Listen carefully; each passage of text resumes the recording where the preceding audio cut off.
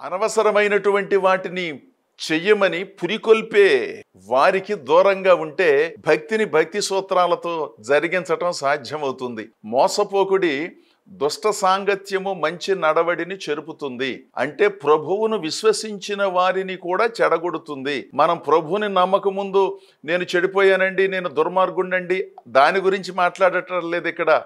ప్రభువుని విశ్వసించిన తరువాత ప్రభువుకు దూరంగా జరిగే చెడిపోవటము అనే స్థితి గురించి పౌలు భక్తుడు మాట్లాడుతున్నాడు. ఎందుకంటే కొరింథీ సంఘములో ఉన్న విశ్వాసులతో కదా మాట్లాడింది. కనుక మిమ్ములను మీరు మోసం చేసుకుని చాలా తెలివైన వాళ్ళమనే భావన కాకుండాను వాస్తవాలను గ్రహించి విసర్జించవలసిన వాటిని విసర్జించి చేపట్టవలసిన వాటిని చేపట్టటమే దీవెన.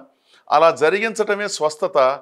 అదే కుటుంబాలకు నెమ్మదిని కలిగిస్తుంది, ఆరోగ్యాన్ని, ఆనందాన్ని ఇస్తుంది. దేవుడు మిమ్ములను మీ కుటుంబాలను బహుగా దీవించునుగాక.